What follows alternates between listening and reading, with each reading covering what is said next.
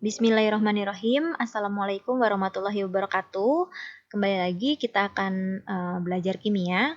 Pada kesempatan kali ini kita akan membahas mengenai pengaruh ion sejenis terhadap kelarutan ya. Kita akan melanjutkan pembahasan yang sebelumnya tentang kelarutan dan hasil kali kelarutan.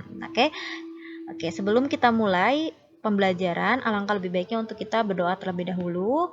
Berdoa dimulai.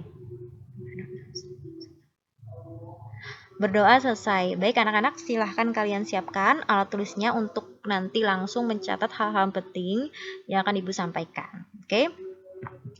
Kalian tentu tahu bahwa di dalam gigi itu ada yang namanya email ya, email gigi. Email gigi ini terdiri dari senyawa hidroksiapatit namanya atau Ca5PO4 3 kali OH yang memiliki KSP sebesar 2,34 kali 10 pangkat min 59 ya.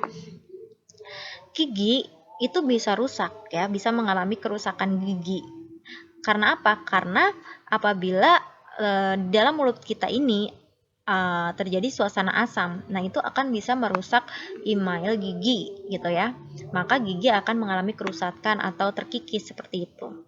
Nah, kerusakan ini itu kan bisa kita cegah dengan menyikat gigi secara teratur. Tentunya kita sering menyikat gigi. Nah, itu untuk menghindari kerusakan gigi atau menghindari keadaan mulut yang asam itu dengan menyikat gigi dengan pasta gigi tentunya.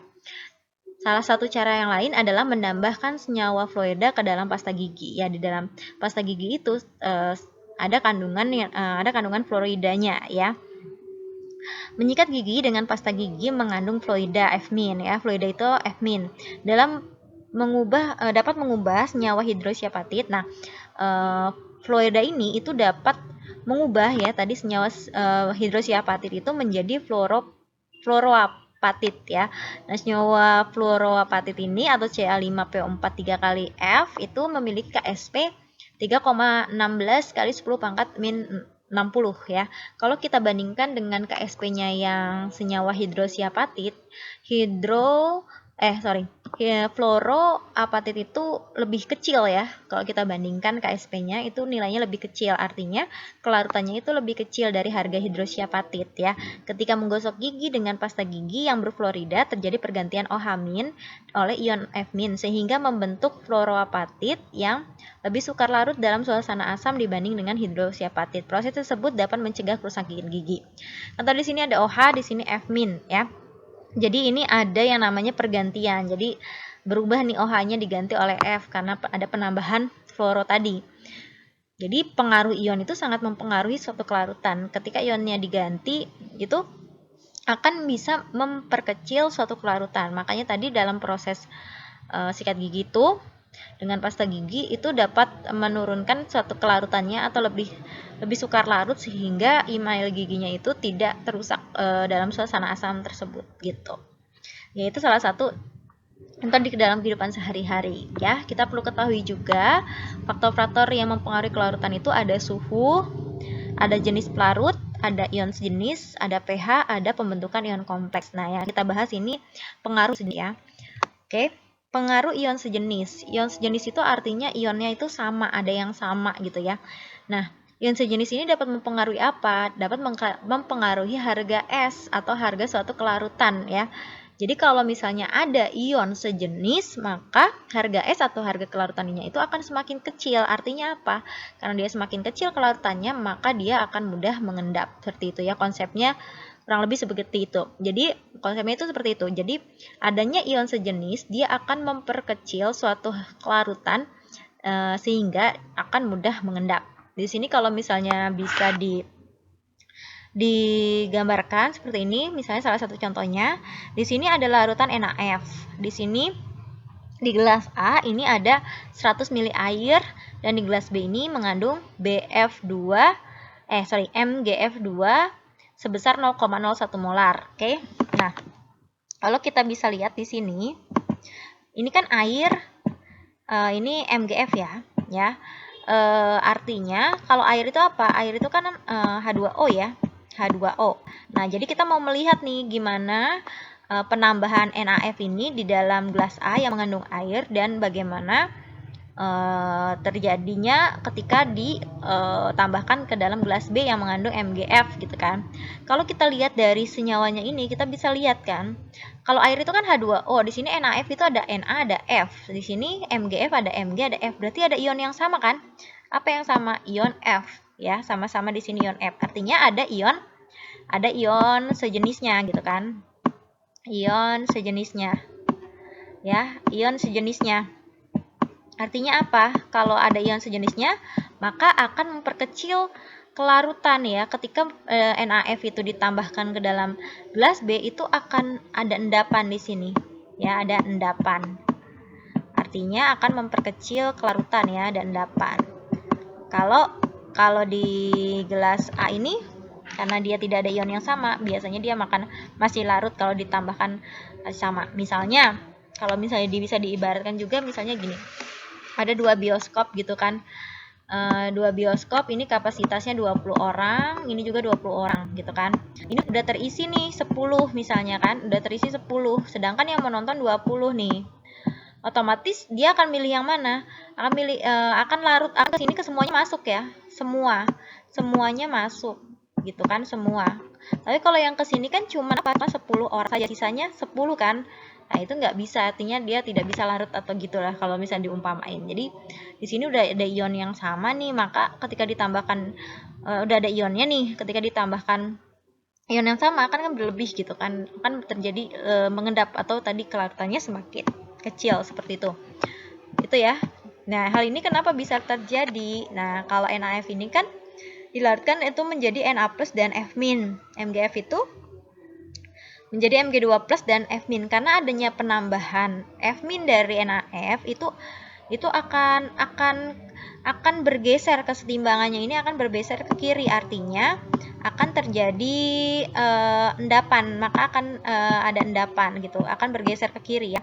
Jadi kesetimbangan itu bergeser ke kiri. Kalau kita ingat pada konsep penerapan asas Le Chatelier gitu ya, ketika artinya kan adanya ion sejenis itu akan menambah konsentrasi ya, menambah konsentrasi. Nah, kita kan udah belajar ya semester ya.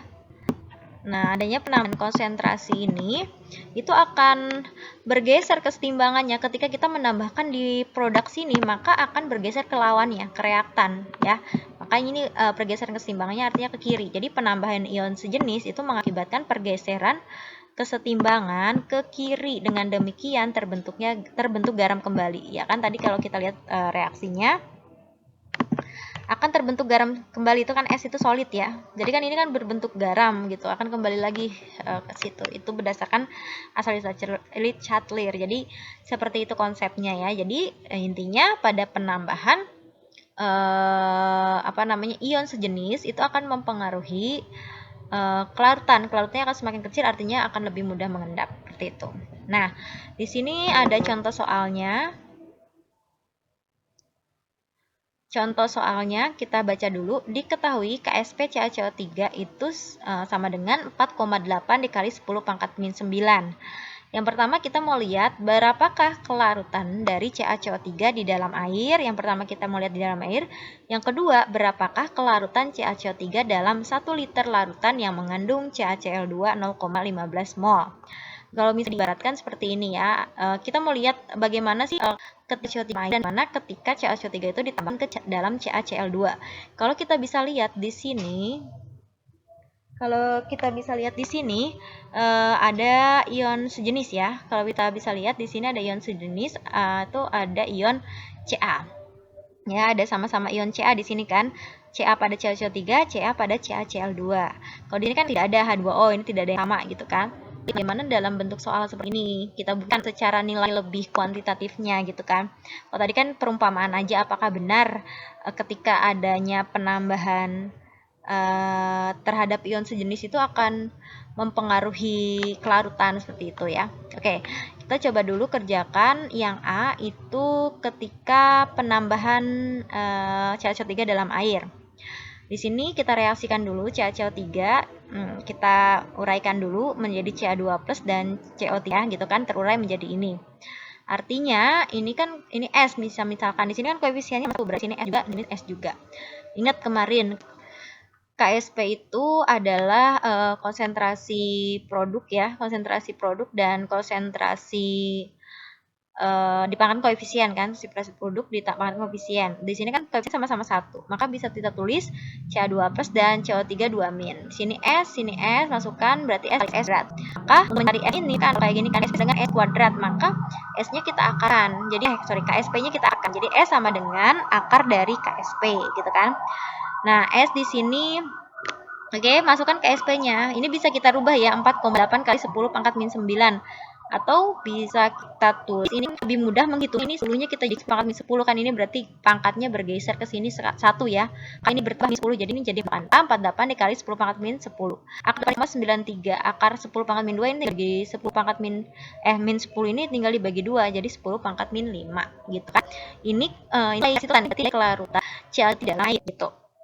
Kemudian bagaimana kelarutan CaCO3 di dalam CaCl2 gitu kan.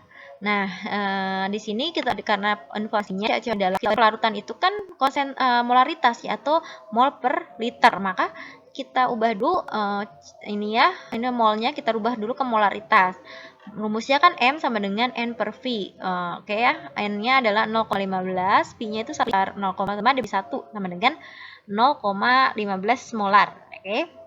Oke, kita uraikan dulu CaCl2. Di sini CaCl2 terurai menjadi 2 plus di 2 Cl ya kan, min. Kita masukkan di sini CaCl2 itu kan konsentrasi 0,15, berarti di sini juga 0,15 gitu kan. Ini kali-kali. Kita cuma butuh Ca karena yang sama di sini adalah Ca. CaCO3 kita uraikan Ca2 plus dan CO3 2 min. Di sini S, ini S karena koefisien sama-sama 1. Nah, artinya kalau misalnya ini kan sama ya, ionnya sama, ini ionnya sejenis sama. Artinya nilai Ca yang pada CaCO3 itu akan sama nilainya dengan 2 plus pada CaCl2. Nah, ketika kita tuliskan KSP dari CaCO3, CaCO3 pangkat 1, CO3 ini kan karena koefisien 1 ya. Nah, di sini KSP-nya tadi udah ada, yang udah kita ubah tadi 48 kali 10 pangkat min. Berarti di sini S ya, kan S nih. Ini juga S. Nah, artinya tadi karena ionnya sejenis dengan CaCl2 yang ditambah, maka nilai S ini kita ganti dengan 0,15 gitu. Kita masukkan sini. Maka kita dapatnya 48 dibagi. Nah, ini bisa dirubah ya. Biar gampang bisa gampang, ini kan bisa nih bergeser komanya sebanyak 2 kali, maka 15 kali 10 pangkat min 2.